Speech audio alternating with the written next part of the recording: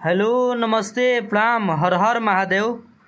हम आप सबके भाई बानी दीपक दीपांशु।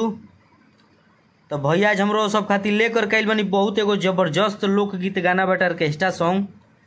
हमरा आशा ना पूरा विश्वास बा कि हमारी लिखल गाना हमारी बनावल मैटर आप सबके बहुत ही बेहद पसंद आई, अच्छा लगी और आप सबके प्यार दुलार और आशीर्वाद सपोर्ट अपने भाई दीपक दीपांशु के और इस चैनल के जरूर मिली और ज़रूर भैया देहब जा।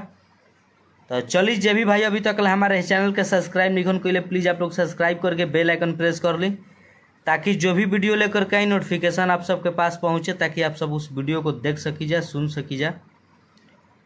और भैया वीडियो अच्छा लगी तो प्लीज़ वो सबसे हाथ जोड़ी बा रिक्वेस्ट बा आप सबसे एगो छोट भाई विनती करता कि आप लोग इस वीडियो के ज़्यादा से ज़्यादा शेयर करब जा, लाइक करब जा और अपन एक एक कमेंट करके जरूर बतलाइब जा कि हर वो सब खातिर कैसन मेहनत कैले बानी, कैसन गाना बनैले बानी। आप सब कमेंट करके जरूर बतलाइब जा और आप लोग पूरा वीडियो में बनल रही जा, पूरा फुल सॉन्ग बाटे। आप लोग ध्यान से देखब जा, ध्यान से सुनब जा तो खुद मैटर समझ में आई। तो चलिए वो सबको बता दें कि तर्ज बा लेबू हाथ में दीपक दीपांशु। और जे भी भाई के हमसे पर्सनल गाना लिखवाए हो कि म्यूजिक बनवाए हो कि तो भाई हमारे नंबर पे संपर्क कर सकता है। डिबेट गाना बाटे और हमारी नंबर डिस्क्रिप्शन बॉक्स में और वीडियो के स्क्रीन पर सभी जगह मिल जाई।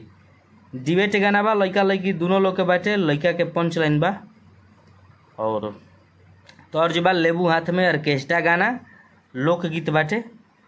तो वो सबके ज़्यादा समय ना लेते हम मुखड़ा के डमी करके सुनावतनी। लड़की कहताड़ी पैसा के गड़िया बाउंसर साथ में महफिल जमौले बाड़ दुनाली लेके हाथ में।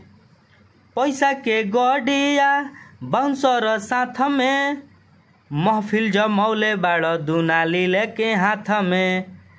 कि खाली बोलो ताड़ बड़ बड़ की बाटे बात दम बात में। तो लड़का कहताने कि कमर प कमाई तोहार होइए करे जा आइल बाड़ू रंगदार के बारात में। तो पैसा मुँह में तू लेबू कि लेबू हाथ में। कि पैसा मुँह में तू लेबू कि लेबू हाथ में। तो हमनी के मुखड़ा रहा आप सबके हमारी लिखल मुखड़ा कैसा लागल आप सब कमेंट करके भैया जरूर बतलाइब जा। अच्छा लगी तो प्लीज़ आप लोग अपने भाई के जरूर सपोर्ट करब जा भैया।